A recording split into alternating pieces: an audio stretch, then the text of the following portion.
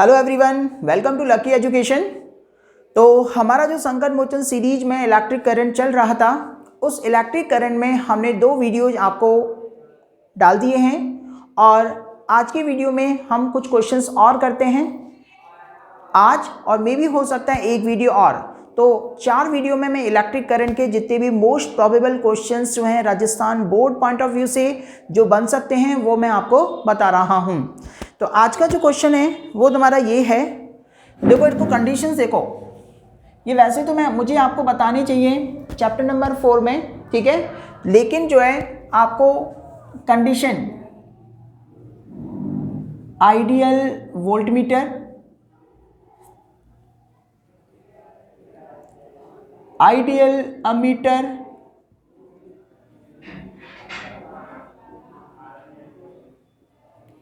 Ideal ammeter, इनका resistance कितना होता है ये आपसे पूछा जा सकता है।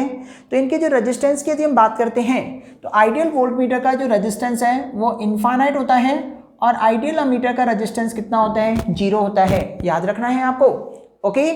यही कॉन्सेप्ट जो है आपको पोटेंशियोमीटर के लिए भी देखना है कि पोटेंशियोमीटर के लिए जो क्वेश्चन है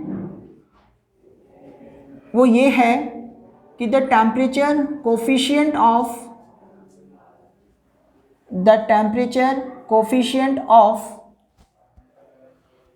resistance of potentiometer, the temperature coefficient of resistance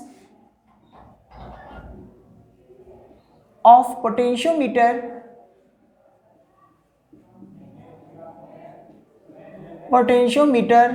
H। तो जो टेम्परेचर कोफिशिएंट है पोटेंशियोमीटर का, temperature coefficient of resistance of potentiometer वो क्या होना चाहिए?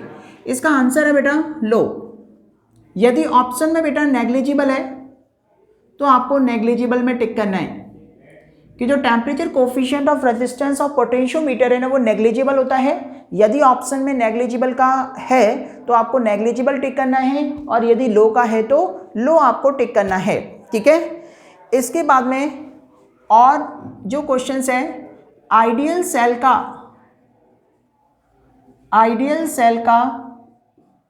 रेजिस्टेंस, आइडियल सेल का रेजिस्टेंस कितना होता है बेटा? 0 होता है। याद रखना है कि आइडियल सेल का रेजिस्टेंस जो है ना वो कितना होता है, 0 होता है। इसके बाद में आपको ये भी है कि कंडीशंस जो है कि जो पोटेंशियोमीटर है, पोटेंशियोमीटर जो हम यूज करते हैं उसका जो इफेक्टिव रेजिस्टेंस है वो कितना होना चाहिए। तो आपको ये भी पूछ सकता है कि पोटेंशियोमीटर जो है ना वो आइडियल वोल्टमीटर की तरह बिहेव करता है, क्योंकि आपने देखा होगा कि जो पोटेंशियोमीटर एपरेटस था उसमें 1 मीटर के जो लॉन्ग 10 मीटर का एक वायर होता था, 10 मीटर लॉन्ग, ठीक है। तो जितना ज़्यादा लॉन्ग वायर होगा उतना अच्छा क्या होगा, पोटेंशियोमीटर होगा। तो उस कंडीशन में हम ऐसा भी देख सकते हैं कि जो इफेक्टिव रेजिस्टेंस है किसका बेटा, पोटेंशियोमीटर का इफेक्टिव रेजिस्टेंस, ये क्वेश्चन आपको एक ना एक मिल जाएगा। इफेक्टिव रेजिस्टेंस जो है पोटेंशियोमीटर का वो भी क्या होता है, बहुत ज़्यादा होता है, इनफाइनाइट। तो इन पैरामीटरों में से आपको एक क्वेश्चन मिल जाएगा जो कि आपको क्या करना है बेटा, ध्यान रखना है, ठीक है। अगला क्वेश्चन यदि हम देखें, अगले क्वेश्चन की बात करते हैं। डिपेंडेंसी देखनी है। मैंने आपको बताया भी था कि डिपेंडेंसी किसकी, रेजिस्टेंस की और रेजिस्टिविटी की। एक बार फिर से देख लेते हैं कि रेजिस्टेंस की जो डिपेंडेंसी है टेम्परेचर के साथ देखना है, तो वो क्या बेटा, टेम्परेचर इंक्रीज करने पर रेजिस्टेंस क्या होता है, बढ़ता है। एक बार फिर देख लेते हैं, रेजिस्टेंस की जो डिपेंडेंसी है वो किस किस पर डिपेंड करता है, मटेरियल पर, टेम्परेचर पर, डायमेंशन पर, इस पर डिपेंड करता है। और रजिस्टिविटी की यदि बात करते हैं, रजिस्टिविटी या इसको हम स्पेसिफिक रेजिस्टेंस बोलते हैं, ये बेटा मटेरियल और टेम्परेचर पर क्या करता है, डिपेंड करता है, ठीक है। तो ये चीज़ आपको ध्यान रखनी है। और इस केस में जो है कंडक्टर के केस में resistance as well as the resistivity जो है वो टेम्परेचर के साथ पीटीसी बिहेव करती हैं। पीटीसी क्या होता है, positive temperature coefficient of resistance. Positive temperature coefficient of resistance जो है वो क्या है बेटा, रेजिस्टेंस और रेजिस्टिविटी की बिहेवियर है। इसके बाद में बेटा आपको ओम्स लॉ लिखने के लिए देखना है ओम्स लॉ क्या होता है एंड इसकी कोई टू लिमिटेशन ध्यान से देखनी है आपको। ओम्स लॉ आपको पता है ओम्स लॉ क्या होता था कि यदि physical conditions like temperature pressure यदि कांस्टेंट रहता है तो potential difference across the ends of current across the ends of जो वायर है कंडक्टर है वो डायरेक्टली प्रोपोर्शनल किसके बेटा फ्लोइंग करंट के है। तो यहाँ से हम देखते हैं कि V इक्वल टू कितना बेटा R into I, where R क्या है रेजिस्टेंस है, resistance of conductor. Two limitation की यदि हम बात करते हैं तो दो लिमिटेशंस जो है वो इसकी क्या है, सबसे पहले कि जो ओम्स लॉ जो है ना ये केवल और केवल कंडक्टर के लिए वैलिड है। सेकंड जो है वो आपको ये देखना है कि ओम्स लॉ जो है वो नॉन ओमिक डिवाइसेस के लिए वैलिड नहीं है कि यदि बेटा V और I के बीच में यदि हम ग्राफ ड्रॉ करें नॉन ओमिक के लिए तो वो स्ट्रेट लाइन नहीं आता है। ये कंडीशंस जो है वो लिमिटेशन की आपको देखनी है।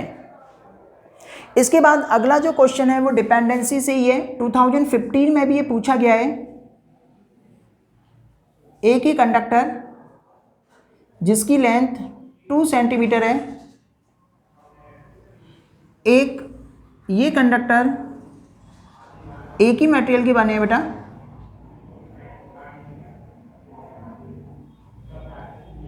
ठीक है। तो ये एक कंडक्टर है जिसकी लेंथ कितनी बेटा 2 सेंटीमीटर। तो दो मेटल दे रखे हैं आपको अलग अलग, तो एक की रेजिस्टिविटी जो है वो ρ1 है और एक की रेजिस्टिविटी कितनी बेटा ρ2 है और लेंथ इसकी कितनी बेटा 4 सेंटीमीटर। कितनी बेटा 4 सेंटीमीटर। ओके तो आपसे पूछ रहा है इनकी रेजिस्टिविटी का रेशियो बता दो, तो आपको पता है कि रेजिस्टिविटी जो है वो does not depends on the dimension, तो इसका रेशियो कितना होगा 1:1 होगा। तो ध्यान रखना है कि रेजिस्टिविटी जो है वो डायमेंशन पर डिपेंड नहीं करती है। क्लियर यहाँ तक। इसके बाद में मैं आपको बता चुका हूँ कि ईएमएफ और टर्मिनल वोल्टेज में एक बार फिर से देख लेते हैं कि ईएमएफ और टर्मिनल वोल्टेज में difference. EMF and terminal voltage, EMF and terminal voltage में डिफरेंस, एक तो आपको डेफिनेशन से दे देना है और दूसरा आपको चार्जिंग और डिस्चार्जिंग कंडीशन से दे देना है। ठीक है बेटा, तो कंडीशंस आपको समझ में आया होगा कि चार्जिंग कंडीशन में आपको पता होना चाहिए कि जो V जो होता है टर्मिनल वोल्टेज वो E प्लस IR होता है और डिस्चार्जिंग कंडीशन में जो टर्मिनल वोल्टेज है वो E माइनस IR होता है। इस तरह से आपको दे देना है। इसके बाद आपको अगला जो टर्म है वो define potential gradient. Potential gradient, potential gradient को डिफाइन करवा सकता है, उसकी डिपेंडेंसी भी पूछ सकता है कि इसकी डिपेंडेंसी क्या है। तो मैंने आपको बताया हुआ था कि जो पोटेंशियल ग्रेडियंट जो होता है यदि किसी क्वांटिटी के साथ में ग्रेडियंट लगा है तो आप डिस्टेंस से डिवाइड मार दो। ठीक है, तो पोटेंशियल ग्रेडियंट क्या होता है, ये होता है बेटा पोटेंशियल पर यूनिट लेंथ।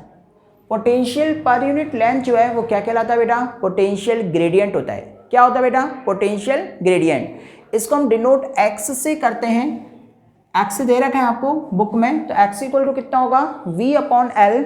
मैंने इसकी यूनिट भी स्टार्टिंग में बताई हुई है आपको, तो इसकी जो यूनिट है वो कितनी होती है बेटा, वोल्ट पर मीटर, क्योंकि पोटेंशियल की कितनी होती है वोल्ट और लेंथ की कितनी होती है बेटा मीटर होती है। क्लियर यहाँ तक। इसके बाद में बेटा आपको एक फिल इन द ब्लैंक्स जो KVL और KCL से देखना है, तो वो आपको देखो ध्यान क्या रखना है, फिल इन द ब्लैंक्स में पूछ सकते हैं। यदि आपसे पूछता है KCL से रिलेटेड कि एट अ पॉइंट या at a junction the algebraic sum of all the currents is equal to, fill in the blanks में बोल रहे हैं तो कितना होगा बेटा 0 होगा। यानी कि algebraic sum of all the currents is equal to कितना बेटा 0। यदि ऑल द करंट का कंसेप्ट है तो आपको क्या होगा बेटा 0 उस फिल इन द ब्लैंक्स में लिखना है। यदि बेटा इसी को यदि हम मॉडिफाइड करें तो आपसे बोलता है बेटा at a point at a junction the algebraic sum of incoming current is equal to the algebraic sum of outgoing current.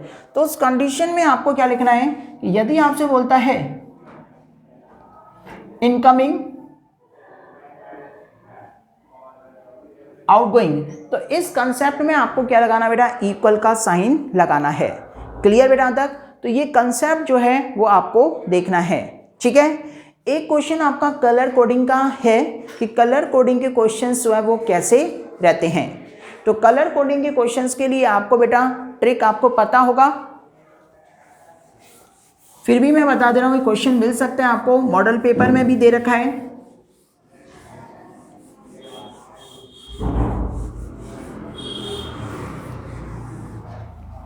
देखो देर, तो आपको पता है बेटा कि जो ट्रिक है वो आपको पता है, पहला बी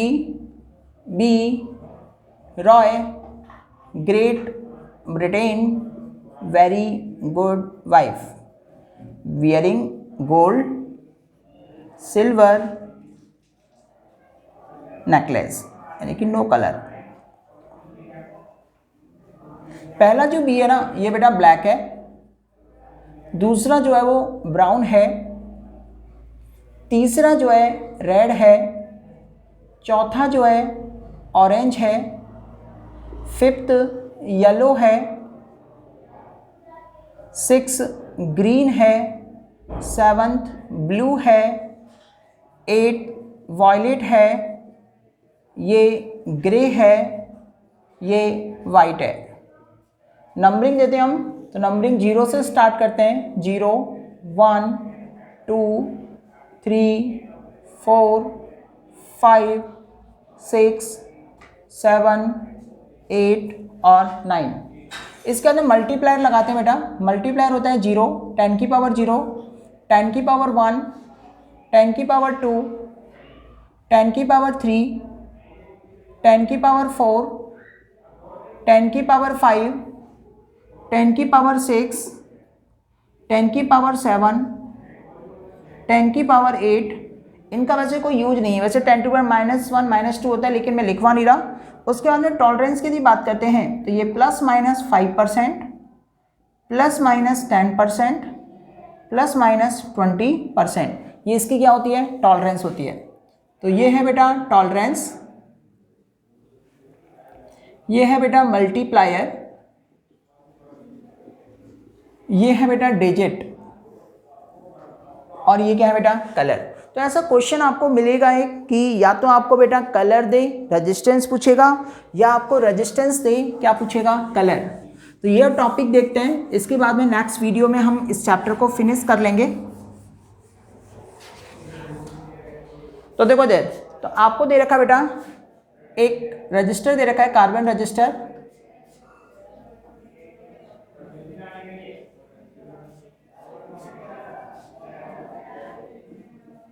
ये तो 4 स्ट्रिप का होता है यहाँ पर, तो 4 स्ट्रिप ही देगा आपको।